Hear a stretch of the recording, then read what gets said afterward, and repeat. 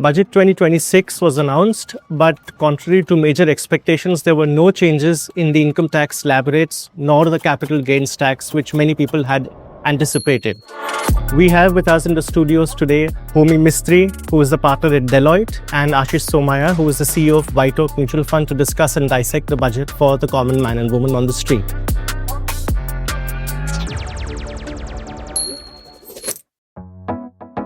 It's Monday, the 2nd of February.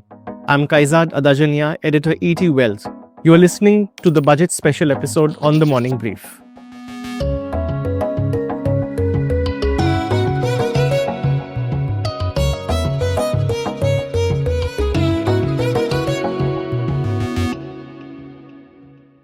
Hi, Homi. And hi, Aashish. Welcome to the podcast. So I want to start by addressing two big misses in the budget, and then we'll get down to the specifics. Let's start with you, Homi. No income tax, no slab rate changes, no income tax changes. Now, we've seen in the past that, the finance minister keeps things steady and constant for a couple of years, and then there are a huge, big bunch of changes that are announced. So have we now finally settled on this regime, or you think something big can come in the future? What's your reading? So, Kayezad, as you know, last year there were a lot of changes for individuals in the tax slabs and all. The slabs went up, the tax rates came down, and there was a big focus. There was also a focus in the last few years on the new tax regime. And I think that new tax regime is here to stay. More and more people are adopting it. And the expectation is that it is going to continue. What about the old tax regime? Do you think the old tax regime can finally go away, maybe in a couple of years, or that also would continue parallelly? See, right now, obviously, it's continuing with the new tax regime. And it's possible that it may continue. But maybe the new tax regime, if more and more benefits are given in the new tax regime, assuming in the future the slabs are again increased and even slightly reduce the tax rates, maybe a time may come when we may no longer need the old tax regime. Yeah, okay. Aashish, no changes in the capital gains tax. I mean, that was it was a big fear in the market that maybe capital gains tax may be increased or, altered majorly. Now that no changes have been announced in the capital gains tax regime in this year's budget, do you think that now this regime is here to stay? Yeah, so I think that while domestically for investors here, there was no expectation of any change to capital gains tax. But, given what has happened in the last year and a half, now if you take 2025, we underperformed emerging markets by nearly 30%. Yeah. Just the first 1 month of January, maybe we underperformed by another 10 to 15%. So two or three things. One is that progressively over the years, all the taxes related to capital markets have been hiked. So take an example, corporate dividends, right? So dividend is now fully taxed. Buyback was also taxed as dividend, which now they're partially reversed. And long-term and short-term gains have also been hiked. So we are at a stage where now long-term gains are 12.5% plus surcharge plus cess. Short-term gain is 20 plus surcharge plus cess, which takes it to nearly 23.6 or something like that. And then you have STT, and that also has been successively hiked. Now, the key contention from capital market perspective was that you got back, you introduced STT when you removed long-term gains. Yeah. Now you've got back long-term gains, you hiked it a bit, and you still have STT and you still keep hiking STT. So I think it's not like we expected some cut in capital gains tax, but there was some expectation that we will address this anomaly. Like take an example, we invest all over the world, right? We have emerging markets funds which invest all over the world, and those emerging markets funds invest in India also. So when you invest in India, capital gains tax is high compared to other emerging markets, right? So take an example, last 20 years, India's return is 10% compounded in dollar terms. But for bulk of that period, taxes were much lower, or at some point in time, long-term gain was not even there. Now today, to get that same 10%, you need a gross return of what? Something like 11, 12 or maybe higher. So that would reduce your market's competitiveness. Secondly, our currency has been slipping. So when you charge capital gains tax for a foreigner, you are counting capital gains in rupees, right? But in dollar terms, they're actually losing money and yet they're ending up paying tax. So it was expected that not necessarily here, but to make our market competitive and attractive, it was expected that they will relook at some of these capital market related taxes. So that they've not relooked. And on top of it, STT has again gone up. When the clarification was given that it is, leading to speculative trading in FNO. So to, curb that and to make it unattractive, we want to charge STT on FNO. But all FNO is not speculative. Like the mutual fund industry manages 10 lakh crores in hybrid funds. Their FNO is used to reduce volatility of the equity proportion. Industry manages more than 3 lakh crore in arbitrage funds. That also FNO is used to reduce risk and to create a hedge position.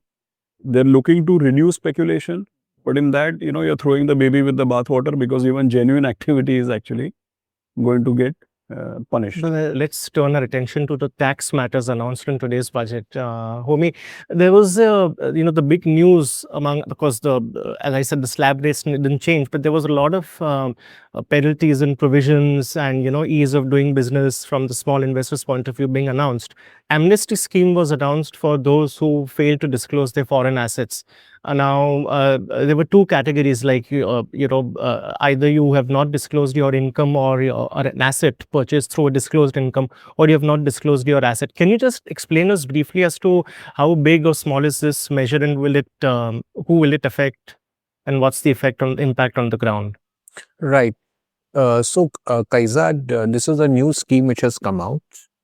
What the finance minister said, it is more for the small taxpayer. It could be individuals who are either students who have not disclosed their foreign bank accounts while they were obligated to disclose the same, or people who are working abroad, they've had ESOPs, they've had RSUs, or other individuals who might have some insurance policies, and again, they were obligated to disclose their foreign assets or foreign income, and which has not been disclosed when they were residents and ordinary residents in India. So this kind of amnesty scheme now has been announced. It's been announced it's going to be for about 6 months. It's obviously going to come into effect sometime in the next financial year. If you have not shown your foreign income, which you are obligated to show, or your foreign assets when you were a resident, in that particular case, you will be liable to pay tax at the rate of 30% on the fair market value of the asset, as will be prescribed by the government. And if there's foreign income which has not also been disclosed and where you not pay tax on the same, there also you have to pay tax at the rate of 30%. There will also be an additional tax of 100% of the same. And this benefit is available only where the aggregate of the undisclosed foreign asset and foreign income does not exceed rupees 1 crore. So that is the first category. In addition, there may be cases where individuals have offered their foreign income to tax, but inadvertently they may not have also disclosed their foreign asset. It's possible, Like a house or something. Could be a house, it could have been shares, etc., bond shares, etc. So in that case, they have to pay what is called a fee of up to 1 lakh rupees. And that benefit is available in the case of those foreign assets which do not exceed rupees 5 crores. How is this better than the scheme that was prevalent earlier, and how it would help incrementally to people? See, the earlier scheme which had come up, that had come out in the year 2015. It was for about 4 years. That time also, obviously, you had to pay the taxes, and obviously there was, you had an amnesty, etc. So this may be better in the sense that, if you pay the necessary taxes, etc., there won't be any penalty. There'll be no prosecution also. What I would also like to just point out to you is that even under the Black Money Act, a couple of years back, there was a provision brought in to state that if you had foreign assets other than immovable property, that means other than land or buildings, etc., and the value of those movable assets, foreign movable assets, which you should have disclosed in your tax return, but they were not disclosed, did not exceed 20 lakh rupees, no penalty could be levied on you. This time they've just clarified further to say that no prosecution can also be launched against you, provided the value of your foreign movable assets don't exceed 20 lakh rupees. You just basically want to make it easier for the cases to be resolved. Correct. and reach their logical Correct. conclusion. And the focus of the government is that they want more and more people who should have been disclosing their foreign income, who should have been disclosing their foreign assets, And the government is getting a lot of information also from other governments, etc. Under FATCA, under exchange of information agreements. Another one of these measures that the finance minister announced was simply the belated returns can now be filed up to March. And I suppose even the revised returns, even if, prosecution has been initiated against you, you can still file your revised return. I suppose provided some conditions. Can you clarify that and, how that would impact people on taxpayers on the ground? How big or small is that measure? Either the due dates currently are 31st July. Yeah. Generally 31st July. There are different dates, Yeah. of course. If you have even if you have got business income not liable for audit, your date is 31st July. Now she's clarified, and she says those who don't have any have no audit, but who still have business income or like trusts, etc.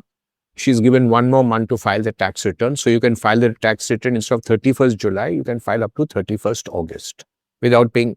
Of course, if you're liable for an audit, your date remains as 31st of October. If you're liable for a transfer pricing audit, it's 30th November.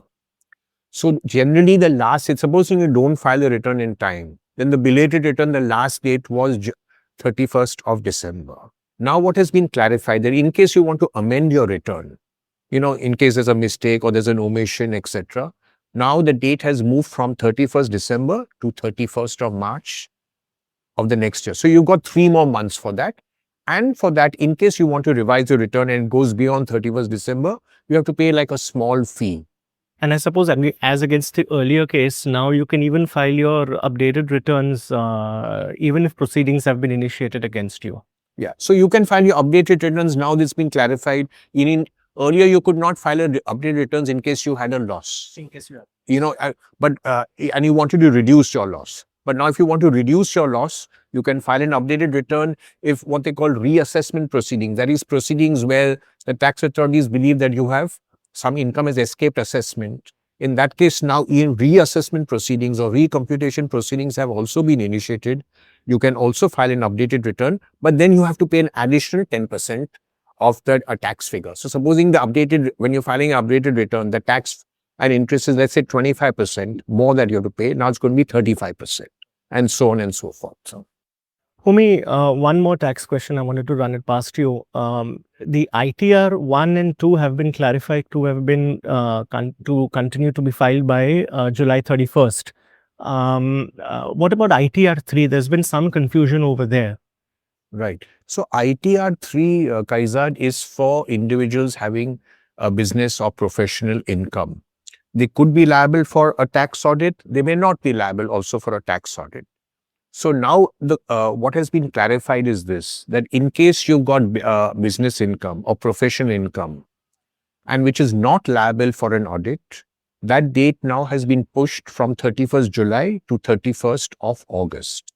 However, if you're liable for a tax audit, then and you're filing obviously the ITR 3, then in any event, your date will be 31st of October. So there's no change on the date of 31st October. The only change is now from 31st July to 31st August for people having business income not liable for audit. And the reason also has been given that, they also need a little bit more time for preparing their books of accounts, etc. So that's why the government has given them 1 more. And also the capital gains, Aashish, what you were discussing earlier at length, one of the things that we missed out talking on, and I wanted to address that, is that a lot of bankers were actually clamoring for equity between the capital gains of fixed deposits and equity. Yeah. Where do you stand on that? I mean, you've been an equity investor also, and you appreciate the risk that equities. Yeah, so I can understand. Now, what has happened as far as fixed income investing is concerned is that over the number of years, rates have come down significantly. And for any economy to do well, you need interest rates to be lower, right? I mean, you don't expect. I mean, there was a point in time we used to always hear 10-year bond in the vicinity of 8 to 9%. Yeah. In the last few years, we've heard in the vicinity of 6.5%. And obviously, that reflects in the government's debt burden and interest outgo and all of those. And obviously, everything else is priced off the rate at which the government borrows. So low interest rates are welcome. What has happened on top of it is that previously people used to invest in these fixed income instruments, say through mutual funds, right? Mutual funds were the mainstay, and mutual funds, if you invest, the NAV movement was taxed as capital gains. Now, what has happened is they've done away with it completely. So everything is taxed at marginal rate of taxation. But there is a problem that, you want low interest rates and you have fully taxed all of those. Now, the point is that if somebody is clamoring that, on fixed income, you need tax breaks.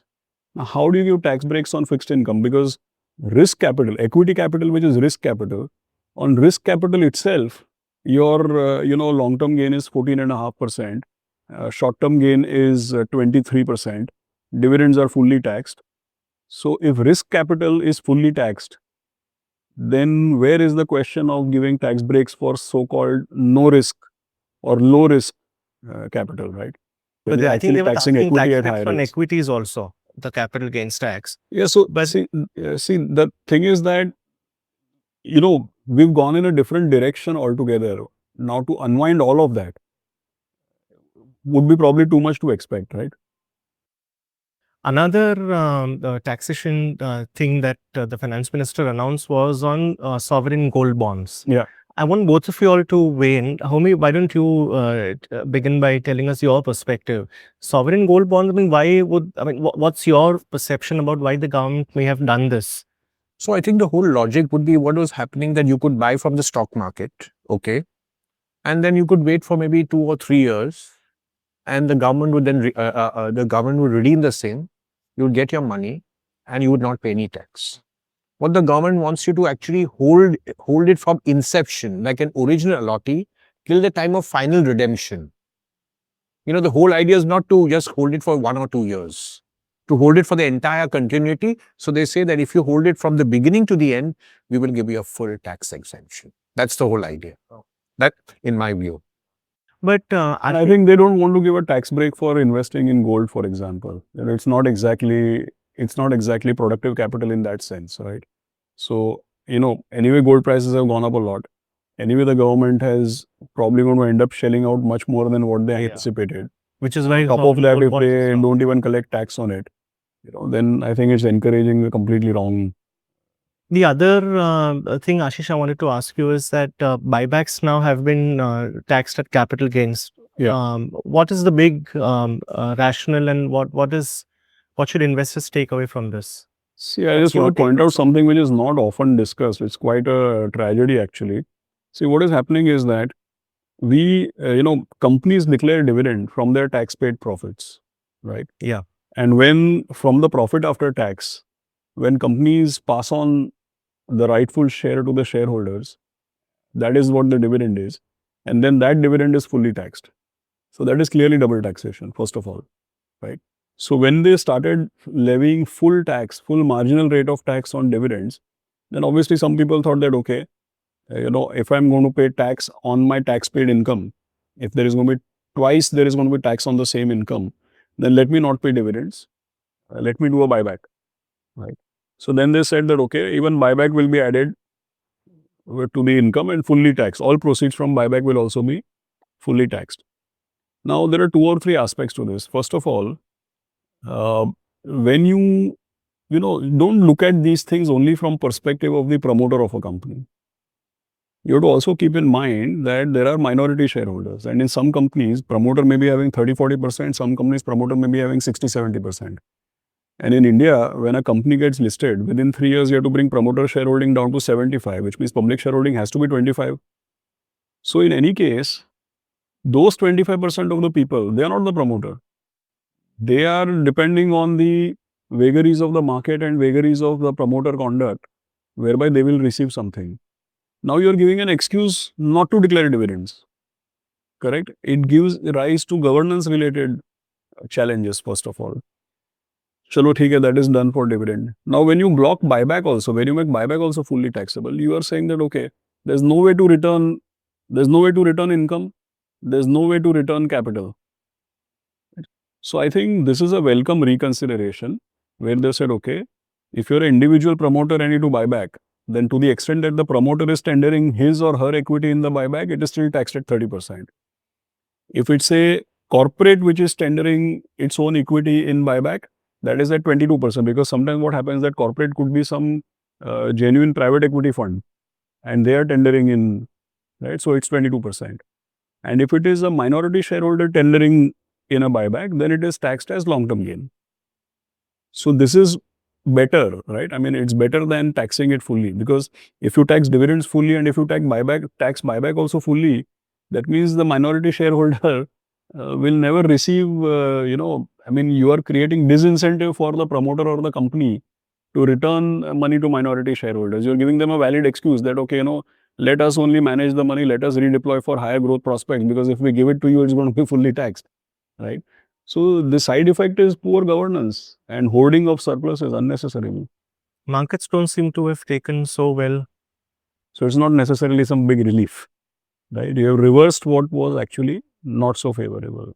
And on the other hand, of course, market for some reason is, extra disappointed with consistent. See, it's not about hiking STT. The point is you are consistently doing it, right? I mean, I think this is the 4th or 5th time STT has been hiked. So stick And you to don't the ever regime. you don't ever see STT going away. So if you talk on principle basis, then STT should have been removed. But okay, that's fine. They have not removed that. But what is happening is that we're not even sticking to a particular rate or a regime, right? I mean, we have this tendency to change it every year, 2-3 years. So there's no certainty. I mean, you cannot keep changing taxes like that. Yeah, some amount of consistency is always good in a tax regime. Okay, but just one last question. Aashish, from a financial planning perspective and from an investment perspective, we are just at the beginning of 2026. Budget is past us now. How should investors read the budget to be able to frame an asset allocation or frame a portfolio for the rest of the year? Yeah, What no, cues? see, I'll tell you, Kayezad, what happens is that obviously we are operating in a larger context. I mean, budget is important, but now that the budget is behind us, I think the focus will move to the rest of the earnings season.